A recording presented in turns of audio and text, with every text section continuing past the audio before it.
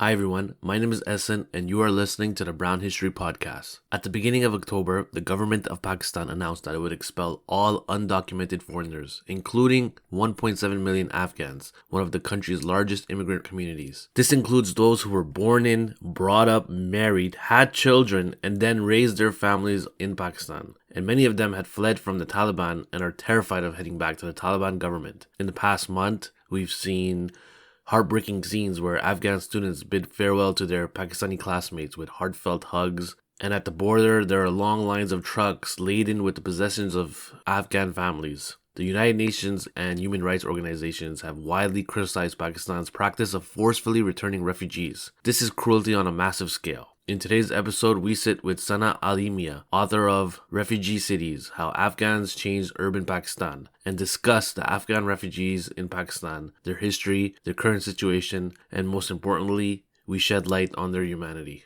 If you enjoyed this episode and you're enjoying the podcast and you're enjoying the Instagram feed and you want to support and you want to help out, do consider being a patron. It takes a few seconds and your help goes a long, long way. So thank you so much, and thank you so much for listening. Let's get this started. Here we go. So I'm probably going to record in the introduction the context of what's happening right now in Pakistan, where I think 1.7 million Afghan refugees are being deported. But I think if you were to give the context, it would give a lot more hindsight of what's going on. And maybe there's things that the media isn't really reporting or I won't be able to mention. And then you can show us kind of a different perspective of what's really happening and why we should be concerned. Okay, so I think I can kind of provide a bit of context and background. And so in September of 2023, the government of Pakistan, which is actually a caretaker government that has only been put in power effectively to usher in new elections that are meant to be taking place quite soon, but have not yet been scheduled. Interesting. So the primary reason that they're kind of there is just they don't really have a mandate to do this. They have one purpose, and that is the elections. But this government has kind of made the announcement in late September that anybody who is, quote, undocumented, end quote, Afghan needs to be deported. And that's this 1.7 million number, which many of us actually don't know where this 1.7 million number comes from, because actually the country is home to probably around about 4 million Afghans. 1.4 million of whom are registered refugees who have these cards with the United Nations High Commission for Refugees. There's another 800,000 or so that have another set of identity cards that are provided by another UN agency, the International Organization of Migration. Some folks came in after the 2021 Taliban being put into power and getting into power in Afghanistan, in Kabul. And the numbers for that have varied from as a minimum of 600,000. So who is being categorized legally as being documented and undocumented and illegal itself has been somewhat confusing. So the number has thrown us. And by us, I mean organizers and scholars and people who've been working on the ground for a number of years. But this caretaker government, the announcement is not something that's unusual. There's been years of Afghans facing various forms of violations within the country, threats of deportation, actual deportations taking place. But what has been new is that this announcement that we want to deport this number of people has been so forcefully pushed through by the government. And many of us are considering, why is this happening at this moment? Why is the government of Pakistan so frustrated?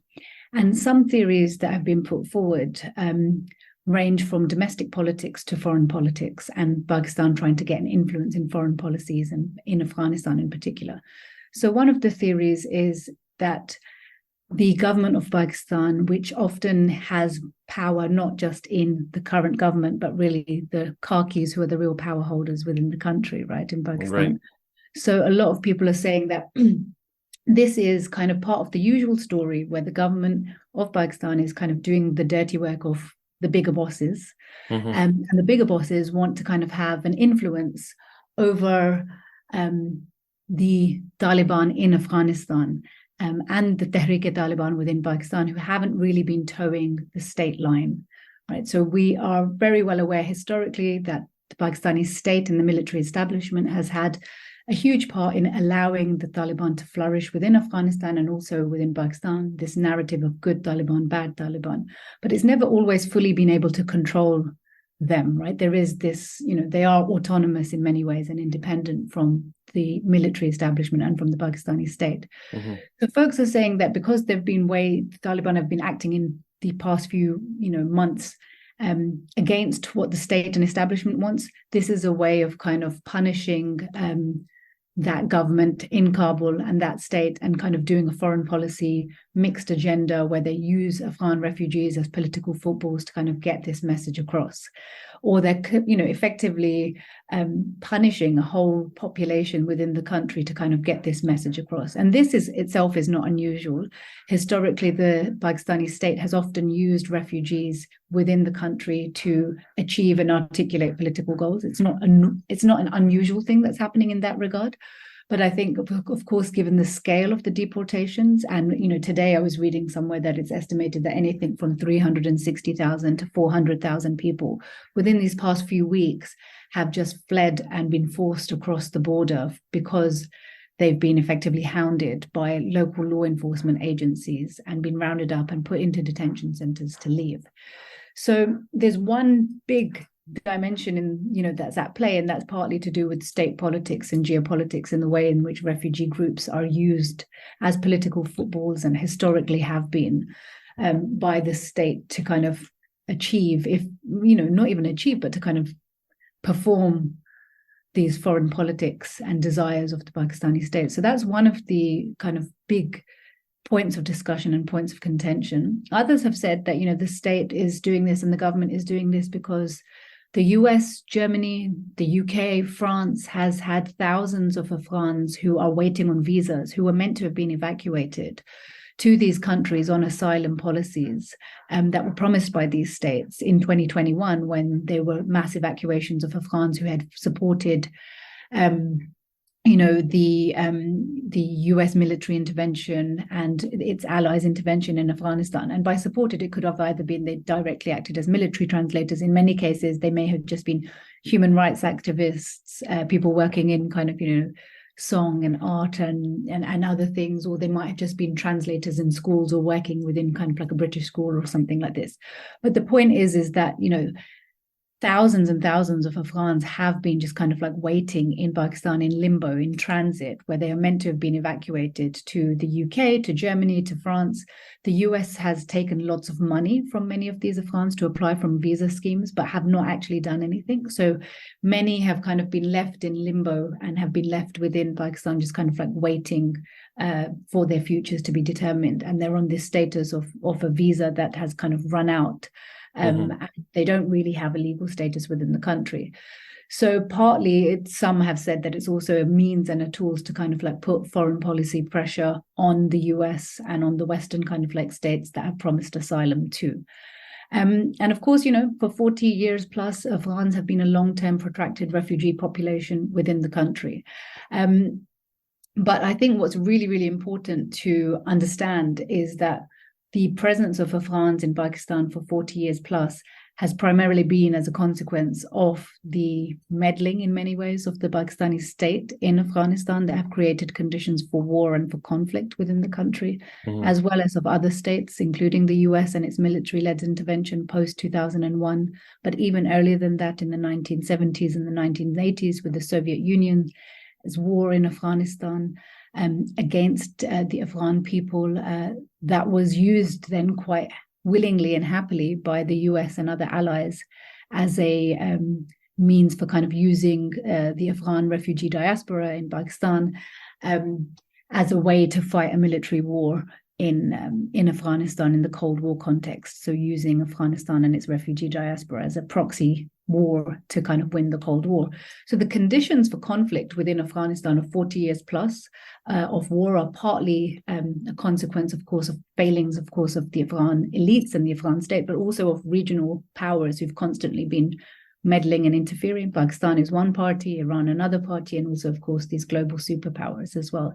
And I think that's a really fundamental kind of like point to remember when we're talking about the refugee crisis and conflict at the current moment. So geopolitics is never too far away from determining the lives of how of determining how ordinary people's lives are experienced in Pakistan when it comes to the Afghan population. Before we move forward, let's talk about the history of the Afghan community in Pakistan. From my research, if you go back to the history, I think there's three big events that happened to the Afghan story in Pakistan. I think first is the British rule of India, which sets the tone for everything, which sets the borders, which sets how even the police conduct themselves, how the Afghans are seen by the public, by the rest of the world, their image. Okay, and I think event number two is the Soviet-Afghan War, where everybody loves the Afghans. They're the heroes of the world. They're like what Ukraine is right now. Everybody's rooting for them. And then I think in the early 2000s, you have the War on Terror, where all of a sudden it switches, and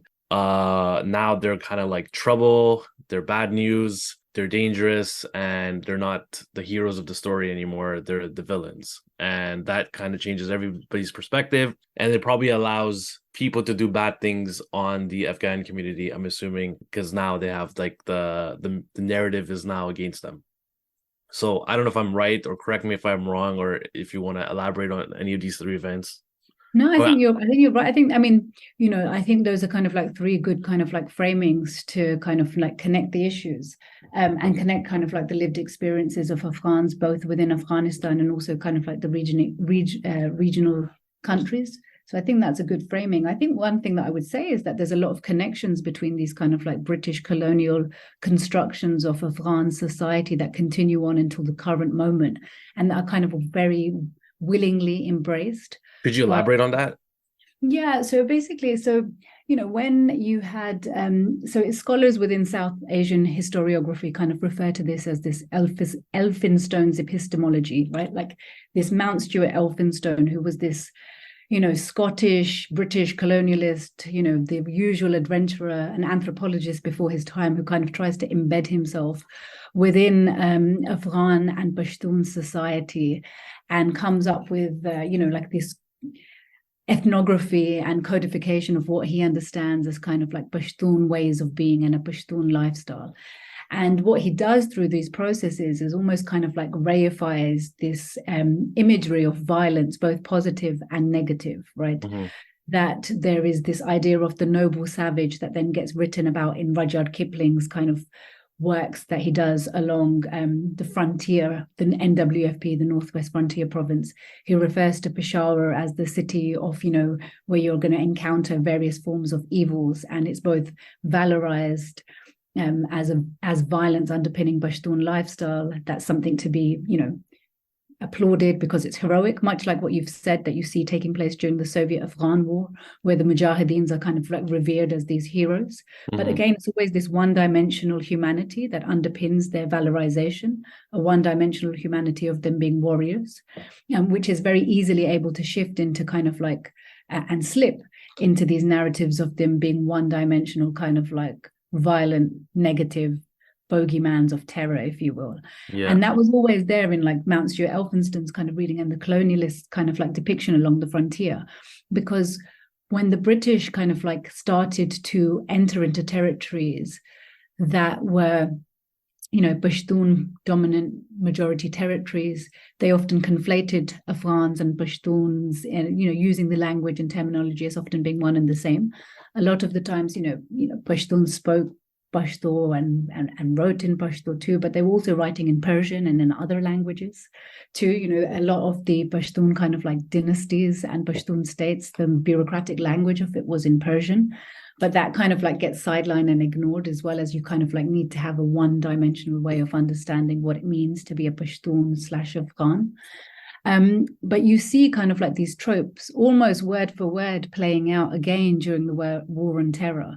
You see these kind of like tropes playing out also, almost exactly the same, even with the Soviet Union's intervention. Somebody's written about Soviet Union's Orientalism in Afghanistan, a historian called Timothy Noonan, and he basically says that a lot of the Soviet archives and a lot of the Soviet ethnographies about the military interventions during the 1980s actually just directly borrowed from British colonial sources. Wow. Right? So they kind of just they were just translations of like Elfin Stones' work, and they were translations of these British colonial kind of like interventions, which is why you have those tropes reappearing, even for the Soviet Union, who had somewhat of a different project to kind of the capitalist kind of like liberal projects of intervention and neoliberal peace building. They were very violent too, the Soviet Union too, but they were also very developmentalist. So they were trying to kind of like change the state through education, through kind of like architecture within Kabul, through kind of, a whole host of kind of infrastructure and educational projects. So they were different in many ways, but they were also very similar in the sense of kind of like using violence to enact their stronghold on the country, but also using these kind of like violent epistemologies and framings that were very much shaped by this European and Western European kind of like colonial knowledge production. Similarly, then in 2001, when you have the US military-led intervention in Afghanistan, they're kind of talking about these same, colonial handbooks they refer back to. And they kind of like, okay, Pashtun Wali means this, Pashtun Wali means that, and of course, societies change through time, right? They interact, they change, they're fluid, they interact with other groups, but there's no scope for this, right? It's always this one-dimensional humanity. And I think that has been really, a really, really negative kind of framing that has been used by these, certainly by the US, certainly by the Soviet Union, but also even by the Pakistani military establishment, who themselves are very Anglophone in how they're trained. Many of them train at like these British establishments like Sandhurst, or they kind of get trained in these kind of like British military academies, and they're very connected to even to the US administration. And that whole knowledge production is very familiar and inherits almost these colonial kind of like ways of framing the state. A lot of the Pakistani state's governance practices of Afghan refugees and of the border basically use exactly the same institutional framings and buildings and departments that were used by the British colonial administration to govern Afghanistan and to govern the Northwest Frontier Province, now Khyber Pakhtunkhwa, and the former federally tribally administered areas. So Afghan refugees, for example, in 1979 and 1980-81, when they start coming in many, in large numbers, don't get taken care of under the Ministry of Home Affairs or the Home Department. They have to be taken care of by the Ministry of the States and Frontier Regions that was primarily concerned with the border with Afghanistan and with foreign policy in Afghanistan. They are not viewed as a population that needs to become legally integrated into the state or given pathways to refuge and to asylum. They're always understood as a population that can be useful, yes, about this blurred Afghanistan-Pakistan border that exists at the time in the 1980s. They can be useful because you can use the refugee camps and you can use this fluid border as a way of launching resistance attacks. And it's a very useful fluid border in the 1980s, and they're a very useful population, but they have to be kept at a limit. The usefulness is only to a certain degree, right? You can be useful for foreign policy goals, but you shouldn't be kind of like a part of the state. You shouldn't become a citizen. You shouldn't have pathways to legal citizenship. And there isn't any pathways to legal citizenship that are offered to Afghan refugees. Even they kind of have these Shanakhti cards, Shanakhti passbooks that are identity passbooks issued by the government of Pakistan, where you can get your rations from the World Food Programme or from the UN in the 1980s. But on the back of that card is kind of written that this passbook will not allow you any pathways to citizenship, right? So they're welcome, but at a distance, right? They're welcome in the 1980s when they're a geopolitically useful kind of tool and population. And that fluid border between Afghanistan and Pakistan, this fluid border that was purposefully constructed by the British to be fluid and to be a buffer zone against kind of like an impending Russian threat, and also against the Afghan state at the time too, is a very useful geography for the Pakistani state and for the US and its allies in the 1980s, but becomes a lot less useful in the 2000s when, suddenly there is a need to military intervene in Afghanistan by the US military establishment, who are effectively just looking for revenge. They're not really kind of, I think that's also something to pause and to reflect on, right? These 20 years of military intervention that were the US took upon itself in 2001 as a consequence of the September 11 attacks were primarily about revenge, right? They were not really about kind of like going after the architects of that violence per se. It was against a state that had already been facing years and years of war and conflict and drought, and had been facing economic sanctions, was isolated against kind of in the international community, just faced a massive ecological drought, and then is faced with massive aerial bombardment at the time. And George Bush, of course, says it at the time as well, I want to go out and get these guys, right? I'm going to make them pay. So I think, that becomes an important part of the story as well, right? And these tropes, like you said, from that period, from British rule to the Soviet rule, and to the Taliban kind of like interventions, these are three really important moments, and they are quite distinct moments, and yet somehow the past is always present in really violent ways and really powerful ways throughout that story as well. Wow. One of the things that stuck out for me of what's happening in Pakistan is that a lot of the people who are being deported were born in Pakistan, were raised in Pakistan, who've never even seen Afghanistan. And it makes me question the word refugee, and are these children, are they considered refugees? A lot of people who hear the word refugee, they assume short-term, temporary. They think of tents. They think of a place, a refugee camp, as a place with tents, and they're ready to go. I wanted to know what kind of place and space is the Afghan community holding in Pakistan? As in, what's the housing like? What's the how did they live? How did they get on day to day? What is it like really there? Because it's been so long, I'm assuming it's just a neighborhood. Yeah, so as a good friend of mine and a good colleague of mine, she always says is that, you need to be able to we need to be able to think and imagine of these situations of Afghan refugees as kind of being, do we even use the word refugees anymore? Should we even be using these term refugees? One thing what's interesting is that, and I'll come on to your point in a moment in terms of like the living conditions and what we should use in terms of language. One thing that's been really important to kind of like account for is that most of the people who've been entering into Pakistan from Afghanistan over the past 40 years in these different kind of periods and as a consequence of different wars and conflicts in Afghanistan are usually moving to the country as a consequence of war, right? And usually these long-term wars that have been taking place within the country. Now, the way refugees are framed and understood in international law and international humanitarian discourse often only allows them to have like a very one-dimensional humanity, like you need to be fleeing war and you need to be politically persecuted and your life needs to be at risk. And for most of the people who are migrating from Afghanistan into Pakistan, of course, fit these circumstances, but they also have they're human beings, right? They're people with multi-dimensional kind of like personalities, desires and needs. Some may be moving because they want to improve their lives. Some might move for romance. Some might move for a whole host of different reasons. And I think it's important to kind of like say that because people should be able to move anyway, right? But when they want to improve their life through these arbitrary borders often that have been violently constructed as a consequence of like colonialism, and also as a consequence of the post-independence states and the directions that they've taken. And what's been really almost, harrowing to see is how the Pakistani establishment, often emboldened by international institutions, including humanitarian organizations and refugee organizations like the United Nations High Commission for Refugees in Pakistan, UNHCR, is what you've seen over the past 40 years is that they've almost engaged in this process of refusing to give refuge, right? So they don't even want to use the term refugees.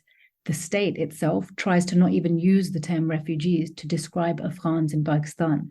It's often spoken about as a refugee crisis, but if you go into the legality of what the Pakistani establishment is doing, oftentimes emboldened by these international institutions, you can see that they're trying to get groups not classified as refugees on technicalities.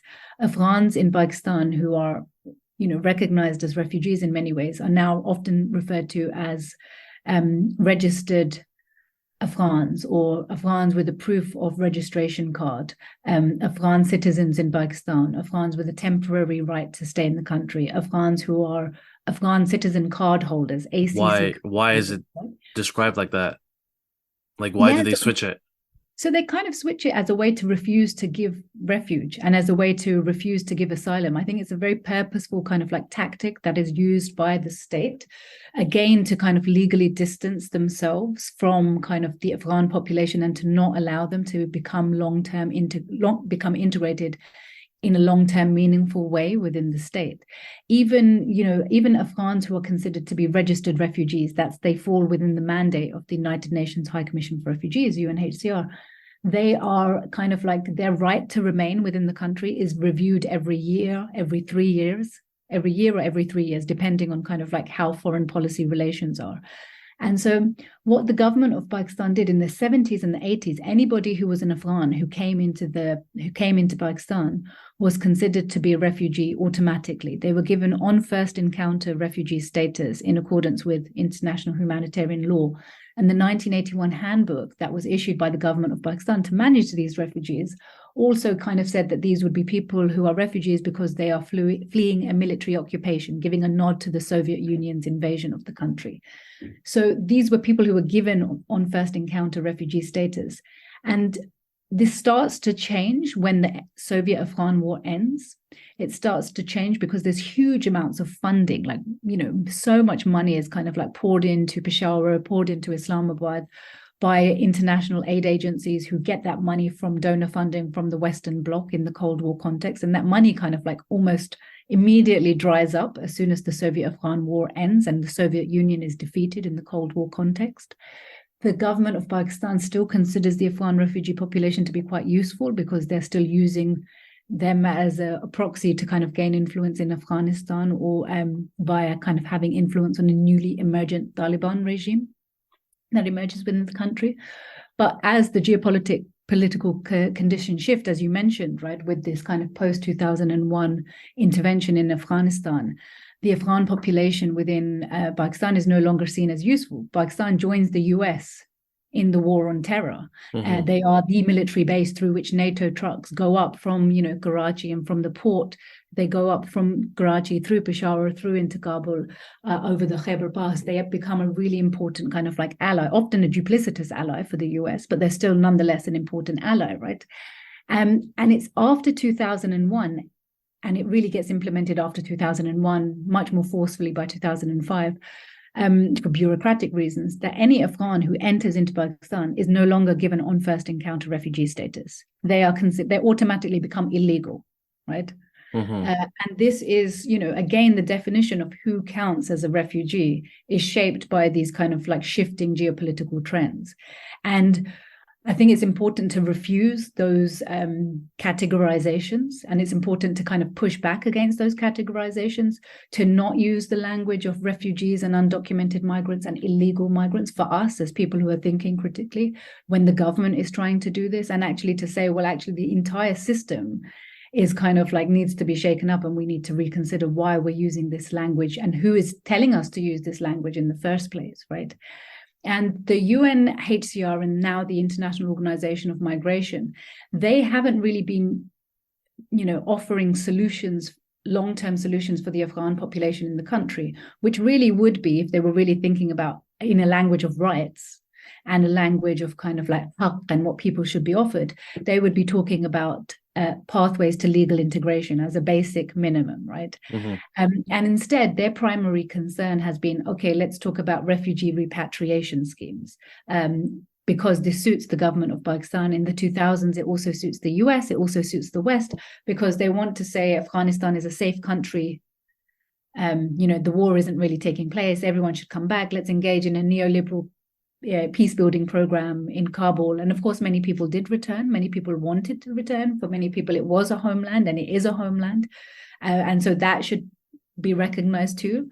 But many other people, they did not want to return. They had lived in Pakistan for too long. But, what instead was kind of being pushed was a language of refugee repatriation, right? And that was being pushed by the Pakistani state, but also by international institutions, whose kind of role in kind of like this has been called out a number of times, including by my own work, but also by other organizers, other organizations, including Human Rights Watch, who have said that the UNHCR in Pakistan has failed massively over the years, because instead of kind of being able to stand as an autonomous humanitarian organization, it's often kind of just been more concerned with not upsetting the state too much, and also just following and managing processes rather than kind of offering forms of protection and real meaningful solutions to the refugee population.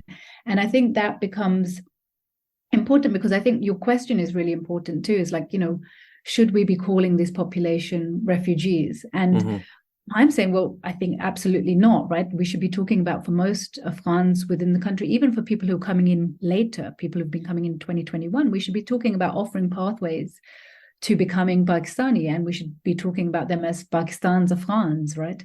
But instead, what we see is we're not even getting to a point where they can even be considered refugees, Yeah, right? So that's today's crazy. kind of like announcement, there was an announcement by the Pakistan Foreign Ministry spokesperson, Mumtaz Zahra Baloch, who says that, anybody who is exiting needs to pay an $830 fee now, because they are illegal immigrants who have overstayed their welcome by 2 years and overstayed their visas. So they're not even being given this kind of like any recognition of refugee status or having a right to try to claim asylum within the country. And part of that is to do with the fact that, there isn't a refugee framework, a national law, and asylum processes that are easy to understand or in place within the country. But it's also, a very purposeful political kind of like direction that's been taken by the state. And I think that that is really striking, that even, we should be talking about Pakistan's Afghans, right? And pathways to legal integration, but we can't even get the conversation to kind of like giving people recognition as refugees. And that's pretty harrowing. If there's no pathway to citizenship, and as far as I know, Pakistan doesn't really provide things like access to water, houses, things like that. It's every man for himself when it comes to the Afghan refugees in Pakistan. Yeah.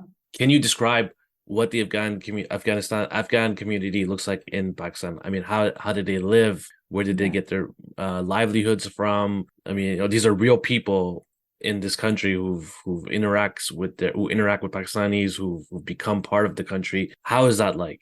Yeah, I mean, I think that, like, I think for over 40 years within the country, then there's no way, right, that they have the Pakistani state doesn't have the capacity to kind of keep people isolated, and they've really, people have moved across the country, and they really are, there's a majority of Afghans in Pakistan are Pashtun in terms of their ethnicity. Some are mixed. There are also many Uzbeks, Tajiks, Hazaras, Turkmens, also Baloch.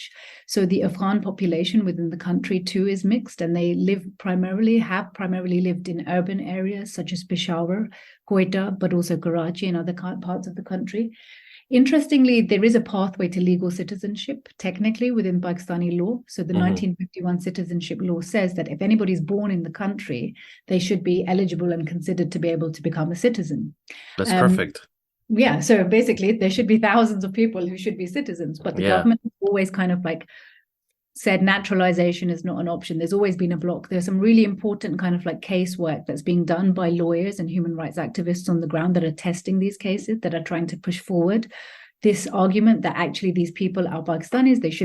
They have the right to become Pakistani citizens, so they should be given this access. And there's really crucial kind of work that's going on at the moment that's trying to push this argument through. So technically there is a pathway, and also many Pakistani, Pakistani men who marry Afghan women, the Afghan women can become Pakistani citizens. Pakistani women who marry Afghan men, they cannot become. Afghan, yeah. So there's a gendered dimension to this as well. And what you've had in places is insane, because in places in Khyber Pakhtunkhwa, like in Charsada, you've had Pakistani women fighting the courts and trying to fight for their right for their children to get citizenship, or for their husbands to not be deported, for the families to remain connected to. And, many times they've kind of been fighting these battles like alone. And it's a horrible thing for families to get split across borders like this, and they've had no choice, right, in these kind of cases. So there's a need to kind of like revisit the citizenship laws. There's also a need to understand that there's a capacity for people to kind of live there.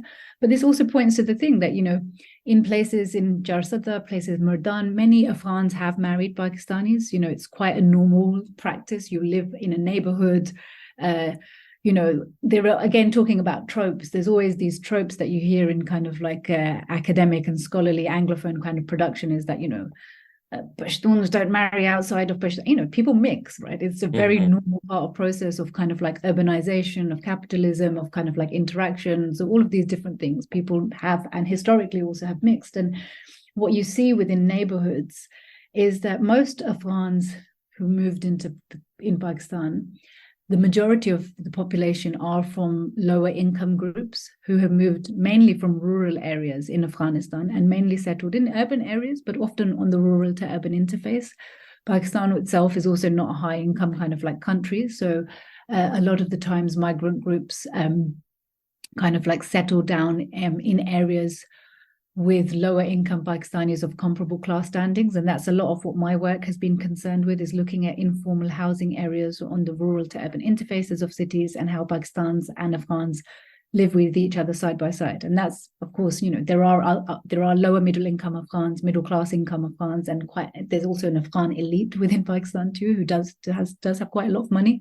But that's not the main majority story. And I was kind of wanted to always tease out these stories.